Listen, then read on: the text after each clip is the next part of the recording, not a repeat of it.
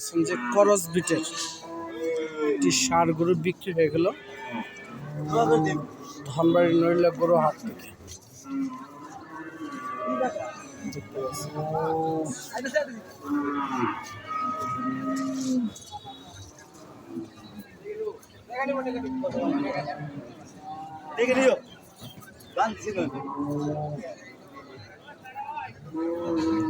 ভাই কত দিয়ে কিনলা? 1,10,000 তো বললো। 1,10,000। কয় মন মাংস হতে পারে? 4.5 মন। 1,10,000 টাকা দিয়ে গরুটা কিনে নিল, 4.5 মন মাংস হবে। দেখতে পাচ্ছেন করস বিটের ষাঁড় গরু।